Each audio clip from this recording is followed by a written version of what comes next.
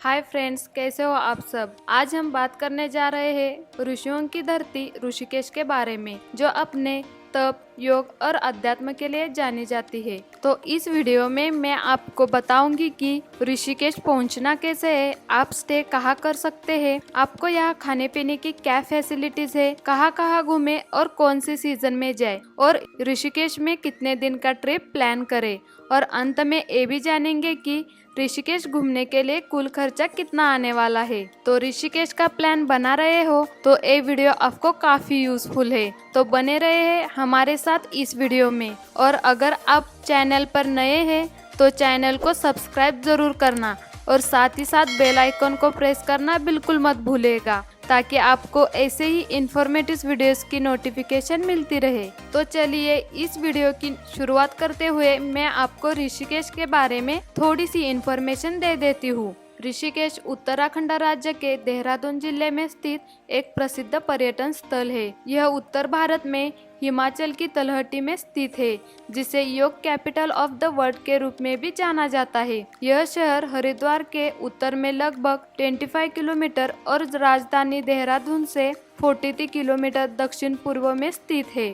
अब हम बात करते हैं कि पूरे भारत में कहीं से भी आना चाहते हो तो आपको ऋषिकेश पहुंचना कैसे है।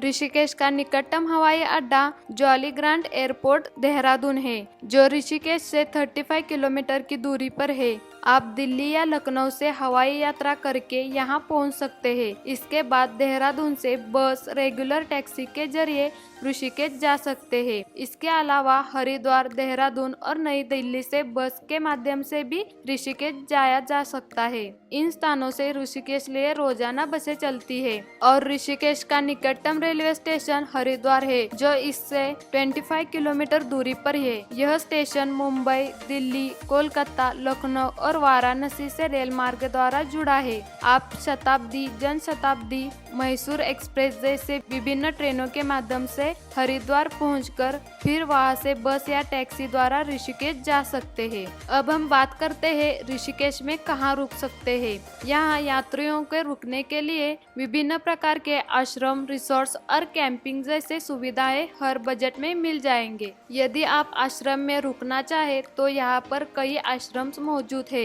जैसे परमार्थ निकेतन, स्वर्ग आश्रम, गीता भवन और मधुबन आश्रम इत्यादि, जो काफी साफ होने के साथ साथ शुद्ध भोजन और यात्रियों को ठहरने के लिए काफी शानदार जगह है, जहां फ्री में भी रह सकते हैं। और यदि आप फ्री में नहीं रहना चाहते तो सभी आश्रम में किराए पर रूम भी उपलब्ध होते हैं, जो एसी रूम और नॉन एसी रूम बड़े आसानी से मिल जाएंगे। इसकी सबसे खास बात कि आप अपने बजट और सुविधा के हिसाब से कमरे बुक करा सकते हैं। यह धर्मशालाओं गंगा नदी के तट पर बने हुए हैं, जहां से बालकनी से आपको नदी का खूबसूरत व्यू दृश्य दिखाई देता है।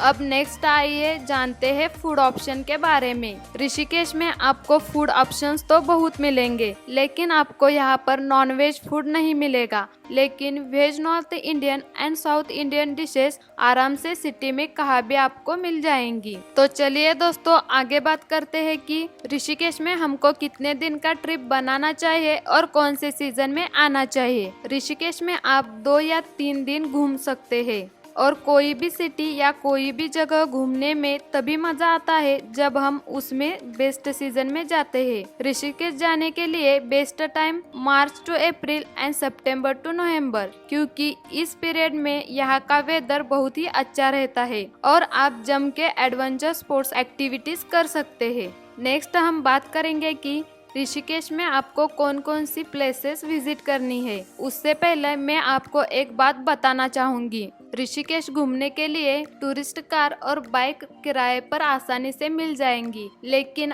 यदि आप स्कूटी किराए पर लेना चाहते हो तो उसका चार्ज 500 रुपए प्रतिदिन के हिसाब से देना होता है 2 व्यक्ति के लिए, और अलग अलग बाइक के अलग अलग चार्ज होते हैं। इसके अलावा आप टैक्सी बुक करके भी प्लेसेस कवर कर सकते हैं। तो चलिए अब हम बात करते हैं कि हमें ऋषिकेश में कहाँ कहाँ घूमना है। सबसे पहले आप जा सकते हैं लक्ष्मण झूला। यह गंगा नदी के ऊपर बना एक प्रसिद्ध हैंगिंग ब्रिज है। लक्ष्मण झूला ऋषिकेश शहर के उत्तर पूर्व में 5 किलोमीटर दूरी पर स्थित है। और यह 450 फीट लंबा है और गंगा नदी से 70 फीट की ऊंचाई पर स्थित है। लक्ष्मण झूला का निर्माण 1929 में किया गया था। अब हम बात करते हैं ऋषिकेश के एक प्रमुख लैंडमार्क के रूप में जाने वाले राम झूले के बारे में। यह स्थान मुनि की रेती से 3 किलोमीटर दूरी पर स्थित है। यहाँ गंगा नदी के ऊपर एक लोहे के पुल का निर्माण किया गया है। यह पुल लक्ष्मण पुले से भी बड़ा है, जो स्वर्गाश्रम और शिवानंद आश्रम से जुड़ता है। नेक्स्ट आइए जानते हैं त्रिवेणी घाट के बारे में। गंगा नदी के तट पर स्थित त्रिवेणी घाट 3 पवित्र नदियों गंगा, यमुना और सरस्वती के संगम का स्थान है। इन नदियों को हिंदू धर्म में असाधारण रूप से पवित्र और शुद्ध माना जाता है। माना जाता है कि त्रिवेणी घाट किनारे पवित्र जल में डुबकी लगाने से व्यक्ति का अंतर्मन शुद्ध हो जाता है। इसके बाद आप जा सकते हैं लक्ष्मण मंदिर। यह मंदिर हिंदू देवता राम के छोटे भाई लक्ष्मण को समर्पित ऋषिकेश का एक प्राचीन मंदिर है। ऋषिकेश से 5 किलोमीटर दूरी पर यह मंदिर गंगा नदी के दाहिने तट पर स्थित है। आगे बात करते हैं 13 मंजिल मंदिर के बारे में। यह विशाल मंदिर ऋषिकेश में स्थित लक्ष्मण झूला के पास में स्थित है। यह मंदिर त्रिम्बकेश्वर मंदिर के नाम से भी जाना जाता है। यह मंदिर ऋषिकेश आने वाले पर्यटकों के लिए बहुत ही आकर्षण का केंद्र है।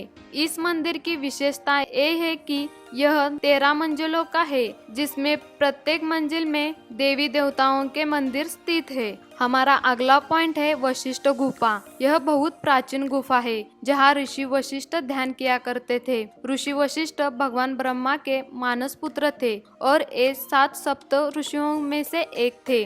गुफा में एक शिवलिंग भी मौजूद है और यह गुफा ऋषिकेश से 25 किलोमीटर दूर बद्रीनाथ रोड में स्थित है। आगे हम बात करते हैं स्वर्ग आश्रम के बारे में। यह ऋषिकेश से 5 किलोमीटर दूरी पर गंगा नदी के पूर्वी तट पर स्थित है। स्वर्ग आश्रम ऋषिकेश के प्रमुख दर्शनीय स्थलों में से एक है। यह आश्रम संत विशुद्धानंद जी के सम्मान में बनवाया गया था। आश्रम के आसपास काफी सारे दुकानें हैं, जैसे कि स्टोर, पार्क और चाय कॉफी की दुकानें। इसके बाद आप जा सकते हैं रिवर राफ्टिंग और कैंपिंग की तरफ। अगर आपको एडवेंचर्स पसंद है तो ऋषिकेश में आप राफ्टिंग का मजा ले सकते हैं। ऋषिकेश में राफ्टिंग और कैंपिंग काफी मशहूर है। इसकी बुकिंग आप ऑनलाइन या फिर यहाँ आकर भी कर सकते हैं। यहाँ पर आपको ढेर सारे ऐसे शॉप्स मिलेंगे जहाँ पर इसकी बुकिंग होती है। यहाँ पर बहुत सारे कैंपिंग टेंट बने हुए हैं जो हर बजट में मिल जाएंगे।